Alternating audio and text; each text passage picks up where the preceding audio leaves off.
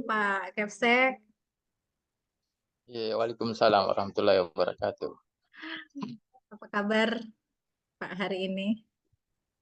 Iya, alhamdulillah masih sehat, masih sempat beraktivitas. Ya, alhamdulillah.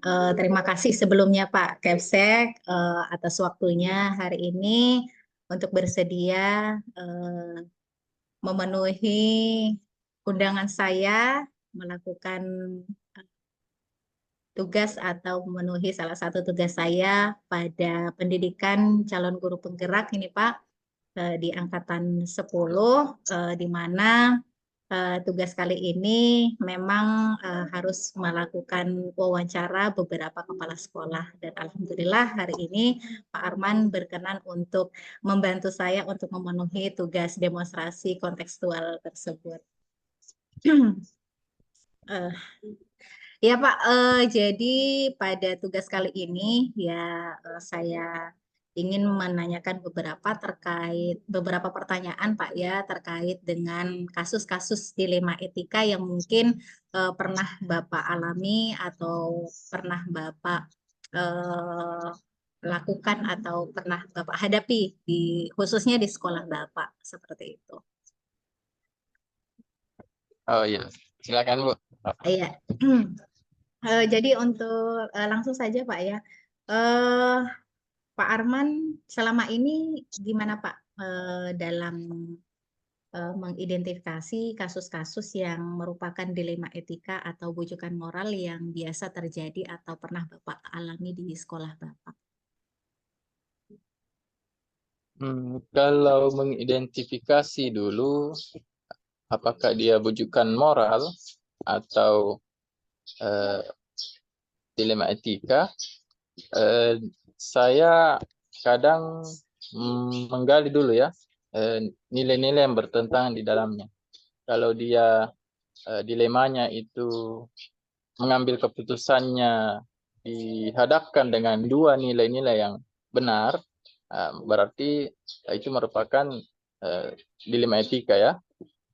Kemudian kalau nilainya salah satu bertentangan atau benar lawan salah, berarti dapat saya pastikan itu sudah masuk bujukan moral. Sehingga begitu cara saya untuk mengidentifikasi dulu apakah dia masuk kategori dilema etika atau bukan. Ya, seperti itu. Baik, terima kasih Pak ya. Lanjut Pak, untuk selama ini ya bagaimana Bapak menjalankan pengambilan keputusan di sekolah ya khususnya, terutama untuk kasus-kasus di mana ada dua kepentingan yang sama-sama benar atau sama-sama mengandung nilai kebajikan. Gitu. Iya, ya namanya dilema etika sebenarnya memang kadang membuat apa ya bingung karena memang dasarnya ya benar dengan benar. Ya. Cuma dalam menentukan suatu keputusan kadang saya lihat dulu kategorinya ya. Misalnya nilainya itu tentang rasa keadilan atau mungkin tentang kasihan atau mungkin kesetiaan ataupun kebenaran ya. Dan saya juga menggunakan pola pikir yang kadang berbeda ya. Maksudnya dalam satu kasus kadang saya berpikirnya itu jauh ke depan melihat hasilnya, hasil akhir dari keputusan yang saya buat. Kadang juga saya berpikirnya mungkin lagi baper ya, merasa pedulinya lagi yang di bawah. Kadang juga saya melakukan pola pikir itu berpikirnya memang tegas atau peraturannya yang memang saya harus tekankan. Jadi dalam pengambilan keputusan tidak selamanya saya menggunakan satu pola pikir. Eh, Kadang saya ganti-ganti tergantung apa istilahnya, tergantung kasusnya dan nilai-nilai yang ada di dalamnya. Ya, seperti Oke, itu. berarti lebih ke situasional Pak ya. Jadi melihat Ya, situasi. kasusnya seperti apa gitu Pak ya. Jadi tidak menuntut kemungkinan kadang apa lebih tegas untuk menerapkan peraturan itu sendiri, atau lebih condong ke rasa mengedepankan emosional gitu Pak ya. Jadi konteksnya intinya situasional gitu Pak ya. Ya, Ya, lanjut Pak ya. Terus langkah-langkah atau prosedur seperti apa yang biasa Bapak lakukan selama ini? kalau langkah-langkah yang saya lakukan ya pertama-tama tadi itu diidentifikasi dulu. Kalau sudah masuk bujukan moral tidak dilanjut, kalau dilematikanya berarti kita lanjut ke langkah-langkah siapa sih yang terlibat dalam keputusan tersebut, ya, siapa-siapa, ya, siapa yang terlibat itu bisa di apa istilahnya kita mintai pendapat ataupun mungkin masukan terkait keputusan yang akan dibuat. Kemudian kita juga melakukan ujinya ya, diuji dulu keputusannya apakah sudah benar atau masih ada kekeliruan. Kemudian apalagi setelah mengambil keputusan tidak serta-merta bahwa keputusan tersebut sudah fix ya. Kadang juga setelah mengambil keputusan beberapa hari kemudian kita melakukan refleksi atau meninjau kembali apakah keputusan ini sudah tepat atau masih butuh perbaikan ya seperti itu. Lantas hal-hal apa saja yang selama ini Bapak anggap itu lebih efektif mungkin ya dalam pengambilan keputusan pada kasus-kasus khususnya dilema etika? Ya, kalau pengambilan keputusan terkait dilema etika ini yang paling efektif ya, yang paling efektif yaitu ini kita kategorikan dulu dia masuk di mana kebenarannya itu ya. Kemudian kita membandingkan, kan ini butuh perbandingan sebenarnya. Apapun keputusan yang kita buat kan sebenarnya tidak ada masalah karena memang pada dasarnya sudah semuanya benar. Cuma kita tinggal mengedepankan yang mana lebih urgent atau yang mana lebih dampaknya lebih luas. Nah, itu mungkin kita kedepankan. Jadi yang paling efektif itu saya kategorikan dulu. Setelah apa istilahnya dianalisis nilai-nilainya kemudian dikategorikan ya sudah kemudian meminta masukan dari yang terlibat dan mengambil keputusan itu. Sebenarnya kalau saya lihat saya pernah membaca materi tentang pengambilan keputusan sebenarnya langkahnya lumayan banyak cuma eh, kadang saya melupakan langkah-langkahnya dan lompat-lompat seperti itu ya. Ya, sehingga sebenarnya dalam pengambilan keputusan harus sering dilakukan agar jadi pembiasaan. Ya, seperti itu. Oke, baik Pak. Jadi seperti itu ya. Lantas ada tidak Pak tantangan ya dalam mengambil keputusan pada kasus-kasus dilema etika yang selama ini dialami seperti itu? Ya, kalau tantangan sih jelas, jelas ya. Tantangannya itu eh, bahkan banyak ya. Tantangannya mulai dari ketika diambilnya keputusan itu menuai pro dan kontra ya. Tantangannya yang pertama. Kemudian apakah ketika memutuskan suatu keputusan, apakah memang ini sudah istilahnya komitmen dilakukan atau tidak. Nah, kemudian tantangan berikutnya ini lagi eh, me, mengadap, memilih yang mana yang paling utama istilahnya. Ini yang paling sebenarnya jadi tantangan berat. Ya, harus ditinjau betul-betul nilai-nilai yang bertentangan, kemudian eh, apa kita gunakan berbasis berpikirnya berbasis apa. Nah, itu harus dipertimbangkan semua. Ya, jadi tantangannya sebenarnya banyak. Nah, namun jika dilakukan secara apa istilahnya konsisten, mungkin secara perlahan tantangannya bisa berkurang. Iya. Iya, oke. Eh, Luar biasa Pak ya. Berarti memang karena apalagi kasus-kasus dilema etika itu adalah kasus-kasus yang pada dasarnya semuanya punya nilai kebenaran sehingga memang lebih sulit kita untuk mengambil keputusan gitu Pak ya. Iya, sangat. Ya, terus Pak ya, ada pertanyaan yang keenam ini. Apakah Bapak dalam menyelesaikan kasus-kasus dilema etika itu memiliki sebuah tata kala atau jadwal tertentu ya dalam menyelesaikannya, atau ketika mendapatkan permasalahan itu langsung diselesaikan saat itu juga? Seperti itu Pak. Jadi seperti Ya, apa proses kalau penyelesaiannya? proses penyelesaiannya, saya juga kan masih tahap belajar.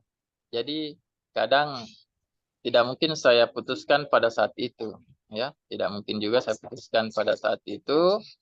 Kadang juga saya butuh waktu untuk berefleksi atau meminta pendapat. Bahkan jika memang membutuhkan itu dilakukan sebuah rapat ya supaya lebih formal ya mungkin seperti itu. Ya, jadi tidak mesti harus saya putuskan pada waktu itu karena takutnya yang saya putuskan itu saya tidak bisa identifikasi dengan baik dan ternyata itu adalah bukan moral, bukan dilema etika. Seperti itu. Jadi saya tidak terburu-buru. Oke, berarti terkadang memang membutuhkan musyawarah dengan mungkin rekan-rekan guru lain seperti itu Pak ya. Iya, iya. Jadi selalu saya itu mengambil keputusan selalu meminta pendapat dari eh, rekan-rekan karena takutnya eh, ada namanya kan uji publik. Nah, jika saya lakukan pengujian dan saya hanya mengambil keputusan sendiri sepihak, maka takutnya ini gagal ya, gagal seperti itu. Oke, mungkin ini pertanyaan kedua dari terakhir ini Pak ya. Adakah seseorang ya atau faktor-faktor apa yang selama ini mungkin bisa membantu, mempermudah ya Bapak dalam mengambil keputusan dalam kasus-kasus dilema etika? Eh, Kalau yang membantu jelas ya, saya butuh kolaborasi dari eh, rekan-rekan. Ya, jadi kadang saya melakukan diskusi ringan dulu dengan teman-teman, hal-hal apa saja yang jadi permasalahan di sekolah atau yang sering dihadapi Bapak Ibu guru di sekolah itu yang kita angkat dalam diskusi-diskusi ringan. Kemudian setelah itu kami memetakan permasalahan yang dihadapi ya, yang mana lebih urgent dulu diselesaikan, yang mana yang bisa ditunda ya. Jadi yang membantu itu ya eh, warga sekolah. Jadi saya eh, tidak bisa istilahnya langsung mengambil keputusan langsung ya. Jadi harus butuh kolaborasi dari teman-teman, baik itu hanya berupa saran maupun masukan. Ya, Iya, oke. Eh, Pertanyaan terakhir ini Pak ya. Dari semua hal yang telah ya. disampaikan Bapak tadi, ya, pembelajaran apa yang kira-kira Bapak dapatkan ya, atau pengalaman apa yang selama ini Bapak rasakan dalam mengambil sebuah keputusan dilema etika? Ya, kalau pembelajaran sebenarnya banyak sih pembelajaran yang saya dapat. Bagaimana kita melihat dulu nilai-nilai yang memang kita hadapi, yang akan kita putuskan. Kemudian bagaimana kita lebih istilahnya lebih terbuka melihat kasus-kasus yang kita hadapi, yang kemudian kita tidak terburu-buru ya dalam mengambil keputusan. Jadi eh, hal-hal yang saya dapatkan dalam eh, pengambilan keputusan ini memang dibutuhkan istilahnya analisis yang baik dalam mengambil sebuah keputusan. Ya, walaupun memang tidak ada permasalahan, keputusan yang mana saja yang diambil, ya, baik A atau B itu tidak ada masalah. Namun dianalisis dengan baik, melihat urgensinya, melihat dampaknya, ya itu seperti itu mungkin pembelajaran yang saya dapat. Oke, terima kasih banyak ini atas waktunya Pak Kepsek. Saya sangat berterima kasih sekali lagi. Hari ini begitu banyak pembelajaran yang saya dapatkan dari hasil diskusi kita hari ini, Pak. Mudah-mudahan ke depan ya kita bisa jauh lebih bijak lagi dan saya khususnya ya terus terang masih akan banyak belajar dari hasil diskusi kita hari ini. Saya banyak belajar dari informasi-informasi yang saya dapatkan dari Pak Kepsek gitu. Mungkin pertemuan kita cukup sampai di sini saja Pak Kepsek ya. Terima kasih banyak Oh, sudah ya Bu, meluangkan dan mudah-mudahan selalu sehat, selamat menjalankan aktivitas dan mudah-mudahan kita bisa bertemu secara tatap muka di sekolahnya Bapak atau di mana saja dan eh, salam hormat dari saya. Doakan saya mudah-mudahan bisa melanjutkan proses pendidikan ini hingga tuntas Pak ya. ya amin. Amin. Iya, Ya. oke. Terima kasih Pak ya. Assalamualaikum warahmatullahi wabarakatuh. Waalaikumsalam warahmatullahi wabarakatuh.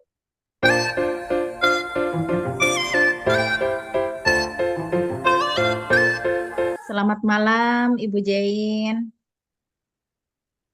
Iya, selamat malam juga. Ya, terima kasih banyak atas kesempatan dan waktunya, Bu, sebelumnya. Iya, sama-sama. Ya, jadi saya Anggraini Dwi Pangesti, ya calon guru penggerak angkatan 10, Bu. Malam hari ini, insya Allah akan berencana melakukan wawancara kepada Ibu selaku kepala sekolah, Bu ya, di SDN 5 Tiloan. Iya, Gitu, Bu ya. Jadi tugas ini iya, adalah betul. salah satu untuk memenuhi tugas demonstrasi kontekstual ya modul 3.1 di mana temanya yaitu tentang pengambilan keputusan berbasis nilai-nilai kebajikan sebagai seorang pemimpin. Jadi memang kami tugasnya itu adalah melakukan wawancara ya kepada kepala sekolah. Dalam hal ini saya memilih Ibu Jane untuk menjadi narasumber pada pemenuhan tugas saya, Bu ya. Ke pertanyaan pertama, hmm, selama ini bagaimana Ibu ya selaku pimpinan di sekolah dapat mengidentifikasi kasus-kasus yang merupakan dilema etika atau bujukan moral? Selama 1 tahun saya, ya lebih kurang 1 tahun ya, saya Iya. jadi kepala sekolah. Eh, Memang banyak sekali yang saya alami dalam mengambil keputusan, baik itu dilema etika maupun bujukan moral. Terutama dalam pengambilan keputusan tentang pembiayaan melalui dana BOS. Oke. Karena terus terang ketika saya memegang sekolah ini memang dana BOS-nya itu saya lihat sudah berjalan dengan baik dan saya tinggal melanjutkan. Namun setelah saya melihat pelaporan-pelaporan yang ada, nyata dan secara fisiknya itu berbeda. Sehingga saya memulai sesuatu dimulai dari ya keputusan-keputusan yang berbasis atau yang berdasarkan kebajikan secara universal. Banyak nilai-nilai yang harus saya terapkan di situ. Pertama poin kejujuran ya. Dan ini tidak sedikit yang saya alami. Jadi sekarang sudah berangsur-angsur sudah terjadi pemulihan. Mungkin itu saja sebagai bahan identifikasi saya yang sudah saya sudah saya rasakan atau alami di awal-awal sampai dengan saat ini tentang kasus-kasus yang terjadi, terutama dari pembiayaan atau dana BOS. Selama ini bagaimana Ibu ya menjalankan pengambilan keputusan di sekolah yang Ibu pimpin, terutama untuk kasus-kasus di mana ada dua kepentingan yang sama-sama benar atau sama-sama mengandung nilai kebajikan, Bu? Ya, baik. Saya mempunyai kurang lebih 13 bawahan. 13 bawahan dan yang 11 sudah berkeluarga, 2 belum berkeluarga. Nah, pada saat saya menjalankan tugas saya sebagai kepala sekolah, karena saya selama menjalankan waktu saya menjadi guru, kadang-kadang kepentingan pribadi saya itu saya nomor duakan dan menjalankan tanggung jawab itu dengan penuh. Nah, ketika saya berhadapan dengan bawahan saya, kecuali 2 guru yang belum berkeluarga ya. Ya, kalau jadi 2 guru yang belum berkeluarga itu tidak ada masalah selama ini. Nah, yang sudah berkeluarga ini yang punya banyak sekali masalah. Nah, jadi ketika contohnya misalnya pada awal-awal saya berada di SDN 5 Tiloan, ada 2 guru yang jarak tempuh dari rumahnya ke sekolah itu, jadi mereka tinggal di kota, di Buol. Yang satu tinggal di Buol, yang satu tinggal di Pajeko.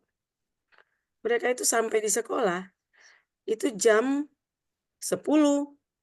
Udah gitu tidak langsung masuk di kelas. Masih duduk dulu ya. Nah, saya memahami hal itu karena begini, dari sisi, jadi saya mengalami dilema ya. Ketika saya memaksakan dengan jarak tempuh, sedangkan mereka di lain pihak juga harus menjalankan tanggung jawab. Nah, yang saya lakukan adalah, pertama saya mendekati kedua guru tersebut, saya menanyakan kepada mereka, apakah mereka mau pindah. Kalau mereka mau pindah, saya akan mengurusnya. Nah, terus awalnya mereka mengatakan bahwa mereka sudah pernah coba, tetapi ternyata tidak pernah diiyakan. Nah, saya katakan kalau begitu cari dulu sekolah, kemudian nanti saya menghadap. Nah, setelah saya menghadap ke pimpinan, kebetulan kadis, dan saya alasan-alasannya saya sampaikan kepada kadis, dan hari Senin itu langsung keluar nota dinasnya. Yang guru yang satu, yang di Buol, langsung keluar nota dinasnya. Nah, jadi hasilnya adalah awalnya saya tidak enak. Dari satu sisi saya memaksakan mereka, mereka juga terlalu jauh, 30 kilo jarak tempuh. Padahal saya dulu pernah mengalami hal yang sama, tapi itu lagi dari subuh saya sudah keluar dari rumah. Namun ya saya tidak bisa memaksakan. Saya tidak bisa memaksakan. Nah, itulah yang saya tempuh, yaitu komunikasi supaya sama-sama diuntungkan.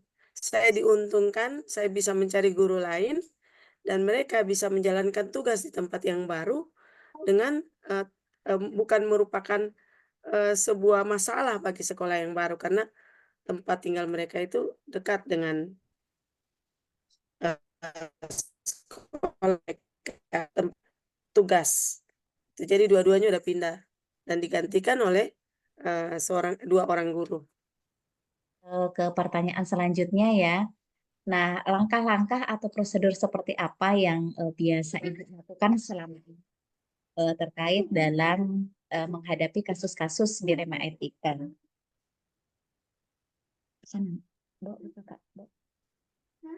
Iya, itu tadi yang saya lakukan. Ya, pertama saya harus mengidentifikasi dulu ya pemetaan ya. sebenarnya apa masalah yang terjadi, terus setelah saya identifikasi, saya mulai memanggil,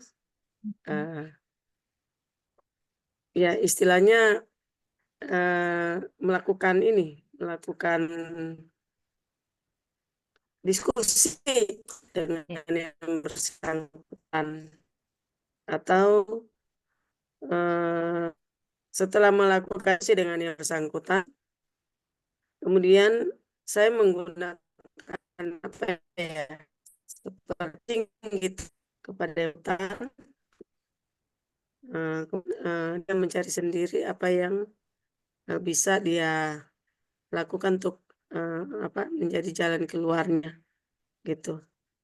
Kemudian kalau misalnya ada yang menyangkut, kan dilema etika itu kan ada 4 ini ya, ada pribadi, Iya, kejujuran melawan apa itu, keadilan atau iya, apa. Inilah yang saya katakan tadi ya, pribadi versus banyak orang ya. iya. Nah, di satu sisi saya ingin memperbaiki guru ini.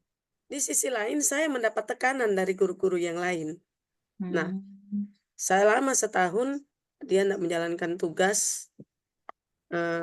Saya sudah berbagai cara, dia tidak menjalankan tugas. Akhirnya setelah kemarin itu dari dinas datang untuk mengevaluasi guru-guru P3K. Sengaja saya absennya itu apa? Tidak direkayasa.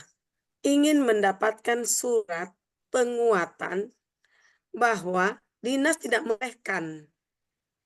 Tetapi sampai dengan saat ini, surat itu tidak pernah ada di tangan saya. Dan saya sudah melakukan yang namanya pembinaan kepada guru tersebut.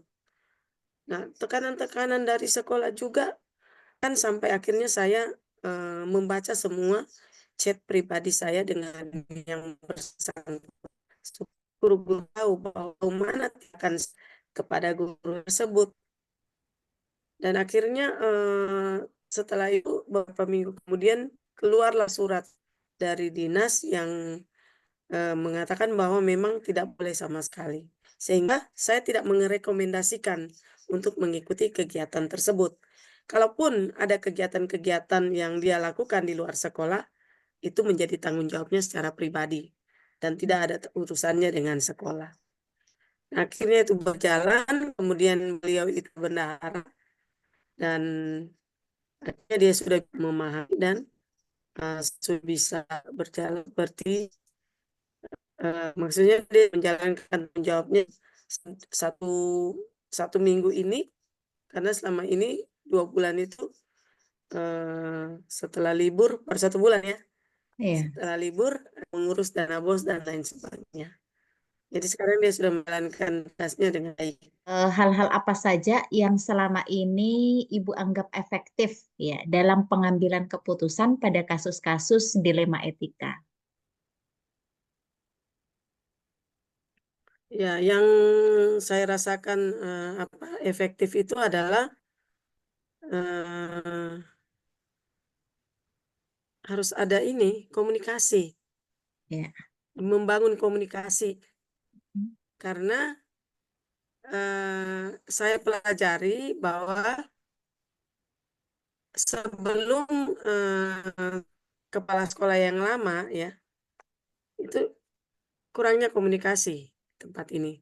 Tetapi setelah saya membangun komunikasi, yaitu dengan mengatur ruangan sedemikian rupa, guru-guru itu harus berada di sana sehingga saya tahu apa masalah mereka. Setiap hari saya bisa memantau pekerjaan mereka. Nah, sehingga itulah yang membuat segala permasalahan itu tidak berlarut-larut tetapi cepat diselesaikan. Di antara atasan dengan bawahan itu setiap saat itu terjalin komunikasi yang intens. Ya, bahkan komunikasi itu juga bukan secara, tapi kita juga ada komunikasi di WA group. Saya mengharuskan guru-guru itu kalau minta izin bukan si japri, tetapi dikirim di grup sehingga guru-guru lain itu bisa tahu, oh bahwa dia izin itunya ke sini. Nah, dia izin karena sakit, izin karena ini, gitu. Sehingga guru-guru itu merasa bertanggung jawab juga dengan guru yang berhalangan. Contohnya, kalau guru kelas 1 tidak berada di tempat, maka mereka secara tidak langsung mengetahuinya melalui WA group tanpa saya perintahkan, tanpa saya menyuruh mereka untuk masuk di kelas 1, ya mereka sudah bahu-membahu untuk saling mengisi. Gitu. Sehingga masalah yang ada itu diminimalisir. Ya, kecuali memang guru berjamaah sakitnya. Seperti tadi, 3 guru sekaligus kelas 1, kelas 2, kelas 1, kelas 2 sama kelas 5. Kelas 5 ikut BIMTEK, kelas 1 kemarin ya sakitnya berjamaah. Jadi maksudnya sakitnya hanya mereka itu saling mengisi. Jadi yang kelas 2 langsung pindah di kelas 1. Ya seperti itu. Komunikasi sih. Oke, berarti membuka peluang untuk bisa lebih terbuka dalam segala permasalahan, Ya, Bu ya. Oke, lanjut ke iya. pertanyaan selanjutnya, Bu ya. Hal-hal apa saja yang selama ini menjadi tantangan ya dalam pengambilan keputusan pada kasus-kasus dilema etika. Jadi tantangan yang Ibu alami selama ini itu seperti apa, Bu? Iya, tantangan yang saya alami pertama yang paling sulit adalah ketika guru atau PTK itu masih merasa nyaman di zonanya. Iya. Mereka merasa bahwa apa yang mereka lakukan selama ini itu yang terbaik. Sehingga ketika saya membawa hal-hal baru, mereka agak sulit untuk menerimanya. Nah, oleh sebab itu yang saya lakukan selama ini, misalnya tentang dana BOS ya. Lalu dana BOS itu tidak transparan. Jadi hanya kepala sekolah, bahkan bukan kepala sekolah, orang di luar yang menyusun RKS dan lain sebagainya. Ya. Tapi sekarang yang saya lakukan adalah pertama saya di sini mengundang orang tua dan transparansi semua dana. Jumlah siswa sekian, ini dana BOS-nya. Nah, kemudian sehingga dengan keterbukaan tersebut, mereka yang selama ini tidur di zona nyaman, merasa bahwa itu nyaman, mereka sedikit demi sedikit itu sudah meninggalkan zona-zonanya itu dan selama 1 tahun ini sudah terbiasa. Yang berikutnya adalah tantangan yang kedua adalah awalnya guru-guru senior itu merasa karena mereka senior, ya, mereka sudah kurang lebih ada yang 30 tahun mengajar. Ya, walaupun saya sendiri sudah 24 mengajar ya. Ada yang 36 tahun ngajar. Tidak menguasai IT. Sehingga agak kesulitan. Sehingga ketika misalnya mereka dituntut untuk menyelesaikan ini, alasan mereka adalah klise. So, tidak tahu ya dipaksa-paksa gitu. Nah, itu tantangan. Tetapi saya harus punya trik-trik atau metode-metode sehingga mereka itu bisa membangun dirinya sendiri. Contohnya, fase A, fase B, fase C di kurikulum Merdeka. Jadi saya pasangkan di fase A itu guru kelas 1 adalah guru P3K, tahu IT, kemudian guru kelas 2 adalah guru senior, sehingga mereka saya pasangkan satu laptop dipakai berdua dari mulai menyusun CP, ATP, modul ajar, perangkat semuanya sampai ke pengerjaan kinerja. Itu berdampingan. Fase B juga demikian. fase C juga demikian. Sehingga guru-guru tersebut ketika mereka merasa bahwa mereka senior, saya tidak mempermalukan mereka untuk mereka selalu mengatakan tidak tahu, tetapi dengan kolaborasi yang ada, mereka merasa bahwa mereka didengar gitu, didengar mereka punya itu sehingga mereka terbantukan. Jadi mungkin itu dua. Jadi yang pertama adalah masih nyaman di zonanya, yang kedua adalah merasa senior. Lanjut Bu, ke pertanyaan selanjutnya, apakah Ibu ya memiliki sebuah jadwal khusus ya atau apa ya namanya pada saat menghadapi atau menyelesaikan kasus-kasus dilema etika itu, apakah membuat jadwal khusus ataukah spontan ketika mendapatkan masalah langsung seketika itu juga diselesaikan, ataukah membuat atau menjadwalkan di waktu-waktu khusus seperti itu? Seperti apa proses penyelesaian masalah-masalah atau kasus-kasus yang selama ini dihadapi? Iya, tergantung masalahnya. Kalau masalahnya itu ringan dan saya berpikir bisa langsung dieksekusi, langsung diselesaikan, ya diselesaikan. Tetapi kalau masalahnya berat dan itu melibatkan berbagai pihak, nah itu saya harus bisa membuat schedule-nya, kemudian ada rencana tindak lanjutnya yang saya lakukan. Jadi tidak berhenti di situ saja, tetapi ada rencana tindak lanjutnya. Dan saya terus mengevaluasi, jadi rapat itu saya lakukan ya. Jadi ada masalah-masalah begitu saya catat, kemudian dievaluasi setiap minggu dalam kombel. Nah, kalau masalah-masalah yang tidak bisa itu kita pecahkan bersama, kemudian ada rencana tindak lanjutnya, itu berapa bulan ke depan harus selesai, harus ada target. Kalau misalnya belum selesai lagi, kita tentukan jadwal lagi kapan terselesaikan. Ya seperti itu tadi. Lantas, adakah seseorang atau faktor-faktor apa Bu yang selama ini mempermudah atau membantu Ibu dalam pengambilan keputusan dalam kasus-kasus dilema etika? Ya, jelas kalau di dalam satu organisasi atau satuan pendidikan itu jelas ada orang-orang tertentu yang secara usia lebih dewasa, lebih tua dari kita.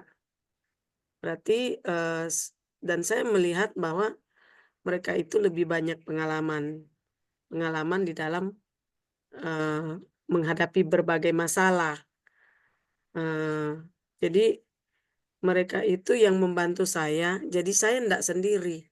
Ketika saya mengalami masalah ini, saya ada tim. Ya istilahnya seperti tim ya. Mereka itu terlibat dalam satu tim pengembangan sekolah untuk membicarakan berbagai masalah. Baik itu dana BOS, masalah-masalah tentang program-program sekolah yang jalan tidak jalan, bahkan sampai di bagaimana PTK itu di dalam melakukan aktivitas setiap hari. Saya dibantu oleh, ya boleh dikatakan 2 orang lah, 2 orang guru saya, dan mereka itu sebenarnya sudah pantas menjadi kepala sekolah. Yang satu sudah pernah jadi kepala sekolah tapi di non-job. Kalau yang satu memang sudah luar biasa pengalamannya. Mereka lah yang membantu saya, sehingga dengan pemikiran-pemikiran mereka, nah itulah yang membuat saya dalam mengambil keputusan itu terbantukan. Karena biar bagaimanapun ketika kita mengambil keputusan sendiri, kadang-kadang ya walaupun kita mempelajarinya, walaupun kita sudah mendapatkan di program grup penggerak, saya sudah banyak mendapatkan, bahkan pindah dari satu kota ke kota lain, dari satu sekolah ke sekolah lain.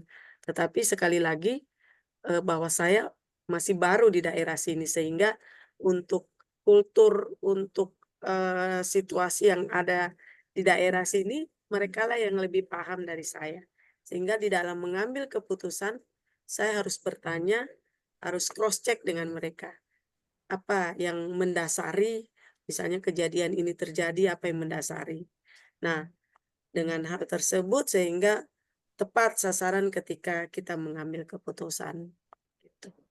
Oke, baik sekali. Kita sudah sampai di pertanyaan terakhir ini, Bu, sekarang. Dari semua hal yang telah disampaikan tadi, pembelajaran apa yang Iya. Ibu dapatkan dari pengalaman selama ini dalam mengambil keputusan-keputusan dilema etika yang Ibu hadapi?